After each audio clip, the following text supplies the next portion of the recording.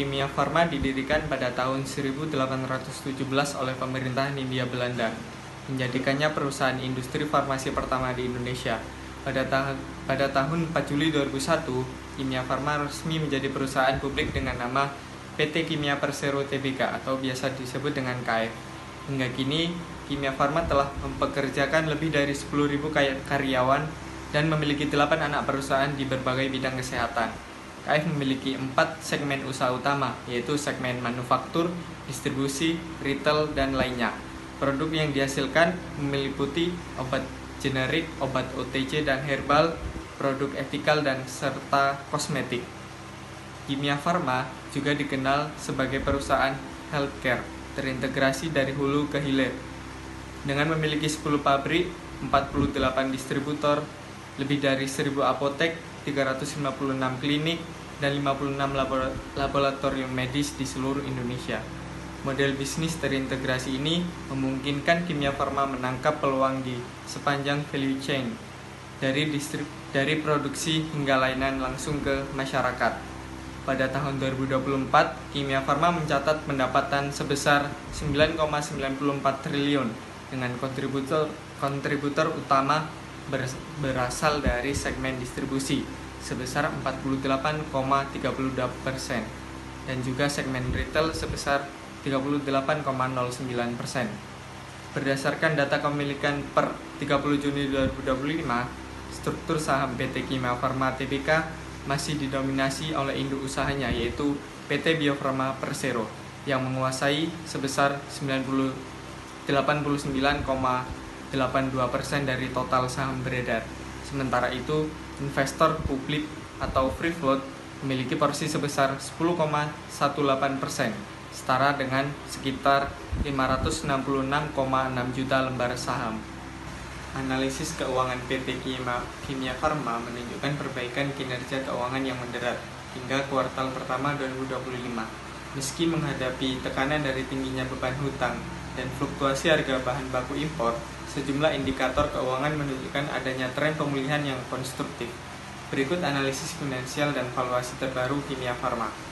Dari sisi profitabilitas, perusahaan mencatat laba bersih sebesar 126 miliar, menurun sekitar 11% dibanding tahun sebelumnya. Namun, rasio ROA meningkat menjadi 0,84% dan ROE mencapai 3,63%, naik signifikan dibanding 2023 yang hanya sebesar 0,07%. Artinya, efisiensi penggunaan aset dan modal mulai membaik, meskipun masih di level rendah untuk sektor farmasi. Peningkatan ini menjadi indikasi awal bahwa restrukturisasi keuangan mulai memberi hasil yang positif. Dari sisi likuiditas, current ratio sebesar 0,61 kali dan quick ratio sebesar 0,37 kali menunjukkan posisi kas yang masih ketat. Aset lancar belum sepenuhnya mampu menutupi kewajiban jangka pendek, terutama karena penurunan saldo kas menjadi 251 miliar. Dari sisi aktivitas, inventory turnover meningkat menjadi 1,39 kali dari 1,04 kali, menandakan perputaran persediaan yang lebih cepat di lini retail apotek.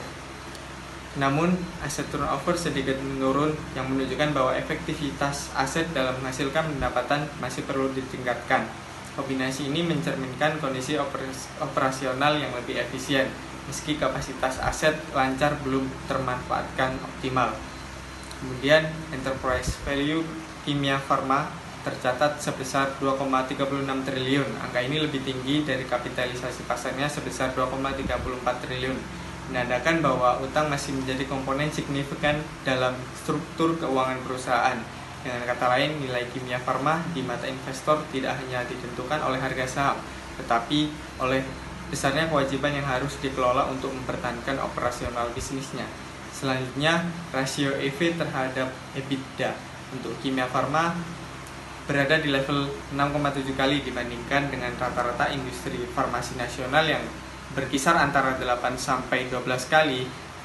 Valuasi KF dapat dikategorikan relatif murah atau undervalue.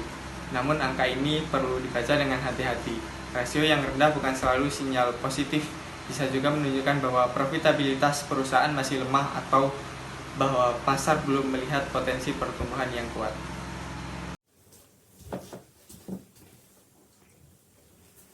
Halo, jadi di sini kami akan mengevaluasi dari highlight perusahaan PT Kimia Farma Tbk. Kimia Farma itu sendiri berdiri dari tahun 1817 dan resmi menjadi bagian dari BUMN Indonesia di tahun 1917. Nah, KF atau Kimia Farma telah memiliki lebih dari 1.300 apotek dengan 600 klinik, 75 laboratorium, dan 10 pabrik manufaktur di seluruh Indonesia. Dari sisi kinerja keuangan, kondisi perusahaan masih perlu perbaikan sayangnya. Dari tahun 2024, KF membukukan pendapatan 9,94 triliun tetapi masih mencatat kerugian yaitu 842 miliar. Pada tahun 2025, laba sebelum pajak turun menjadi 125 miliar. Namun laba bersih juga mengalami penurunan, 126,4 miliar atau turun 11% year on year. Struktur permodalannya juga tergolong masih berat, yang mana dievaluasi dari debt to equity ratio mencapai 3,39 kali dengan current ratio hanya 0,61 kali. Highlight dari evaluasi yang akan kita berikan adalah sahamnya hold. Nah, bagaimana bisa hold? Dari price saat video ini dibuat, yang mana 17 Oktober 2025, menunjukkan harga per lembarnya Rp605. Nah, kira-kira kenapa sih bisa hold? Ayo, kita evaluasi.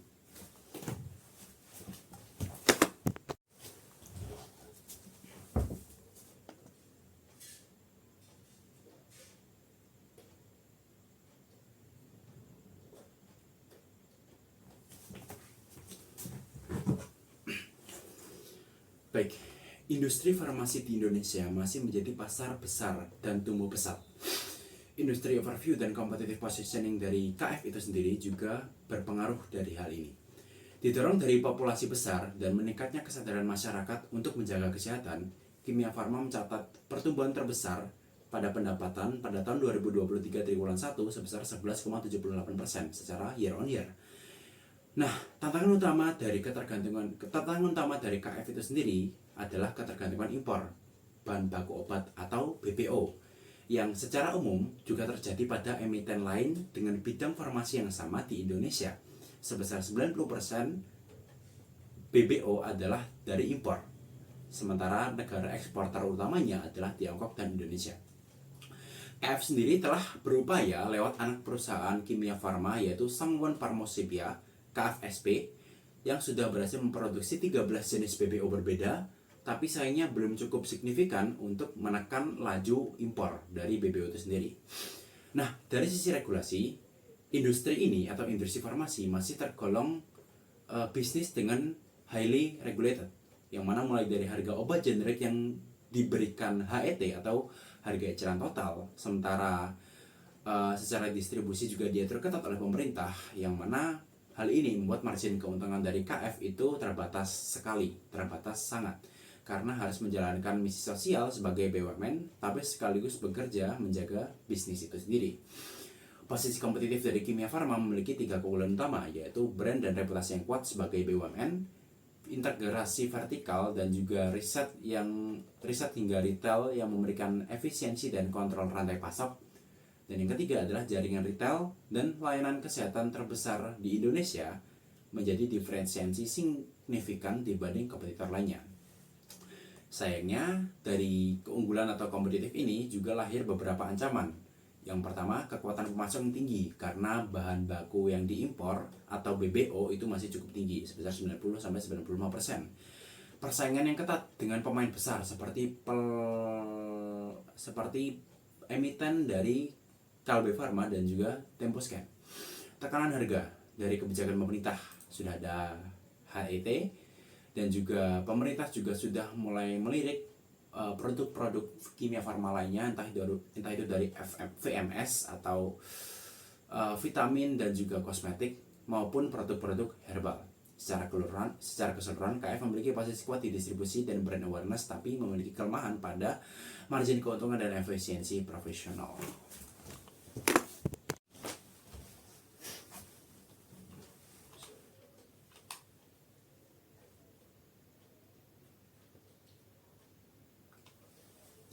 Untuk memperkuat analisis pada bidang industri overview dan competitive positioning, kami melakukan suatu tindak indikasi atau suatu tindak indikator melalui Porter's Five Force, yang mana ini yang kami temukan. Yang pertama dari threat of new entrants, kami menemukan level threat-nya low atau rendah, yang mana ini berdampak positif pada KF. Ini mengindikasi bahwa entry barrier cukup tinggi dengan regulasi-regulasi yang ada dan juga peraturan-peraturan yang ada dari BPOM dan pemerintahan, dan juga didukung dari integrasi vertikal KF itu sendiri yang cukup kuat, yang memberikan efek hulu hilir yang bagus untuk KF. Selanjutnya dari bargaining power of suppliers, sayangnya level trade-nya cukup tinggi atau high.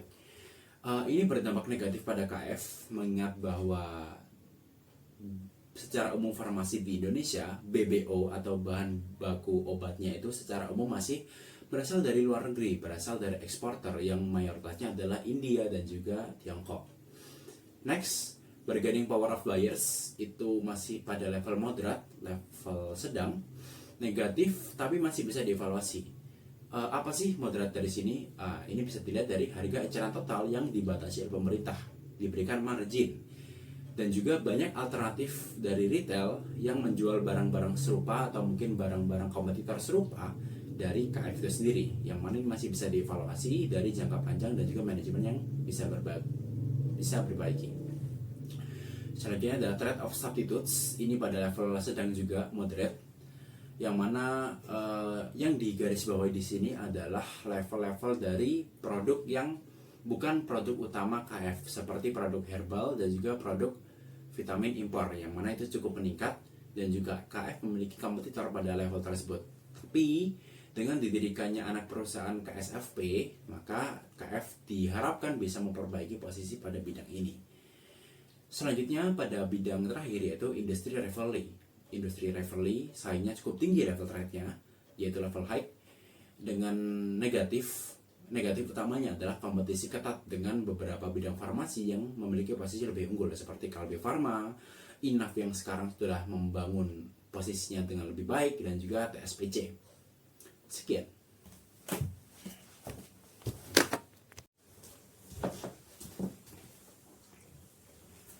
Halo. Jadi di sini kami akan mengevaluasi dari highlight perusahaan PT Kimia Farma Tbk. Kimia Farma itu sendiri berdiri dari tahun 1817 dan resmi menjadi bagian dari BUMN Indonesia di tahun 1917. Nah, KF atau Kimia Farma telah memiliki lebih dari 1.300 apotek dengan 600 klinik, 75 laboratorium, dan 10 pabrik manufaktur di seluruh Indonesia. Dari sisi kinerja keuangan, kondisi perusahaan masih perlu perbaikan sayangnya. Dari tahun 2024, KF membukukan pendapatan 9,94 triliun tetapi masih mencatat kerugian yaitu 842 miliar. Pada tahun 2025, laba sebelum pajak turun menjadi 125 miliar. Namun laba bersih juga mengalami penurunan, 126,4 miliar atau turun 11% year on year. Struktur permodalannya juga tergolong masih berat, yang mana dievaluasi dari debt to equity ratio mencapai 3,39 kali dengan current ratio hanya 0,61 kali. Highlight dari evaluasi yang akan kita berikan adalah sahamnya hold. Nah, bagaimana bisa hold? Dari price saat video ini dibuat, yang mana 17 Oktober 2025, menunjukkan harga per lembarnya Rp605. Nah, kira-kira kenapa sih bisa hold? Ayo, kita evaluasi. Berdasarkan data Sustainalytics, KF memperoleh skor ESG sebesar 36,1. Skor ini mengindikasikan bahwa KF memiliki paparan exposure yang signifikan terhadap risiko-risiko lingkungan, sosial, dan tata kelola yang material. Lebih lanjut, skor ini menunjukkan bahwa risiko-risiko tersebut dianggap belum dikelola dengan memadai, yang dapat menimbulkan dampak material terhadap nilai ekonomi perusahaan. Jika dibandingkan dengan emiten sejenis di sektor farmasi, performa KF tercatat lebih baik daripada INAF yang memiliki nilai 45,8, kemudian GDNR memiliki nilai 36,7 dan DVLA memiliki nilai 39,6. Meskipun demikian, KF masih tertinggal di belakang para pesaingnya seperti KLBF sebesar 26,3, PYFA sebesar 31,9, dan TSPC sebesar 28,9. Secara ringkas, profil ESG KF menunjukkan gambaran yang kompleks. Terdapat kemajuan terukur di pilar lingkungan terkait pengurangan emisi, namun diimbangi dengan risiko ketergantungan pada energi fosil. Di satu sisi, sebagai perusahaan padat karya, KF memberikan dampak sosial positif yang signifikan dengan mempekerjakan 10.129 tenaga kerja yang berkontribusi pada penyerapan lapangan kerja nasional. Namun, risiko terbesar terkonsentrasi di pilar tata kelola, dugaan manipulasi keuangan, kasus hukum masa lalu, dan inefisiensi operasional menjadi isu material yang sangat tinggi dan memerlukan perhatian serius dari pemangku kepentingan.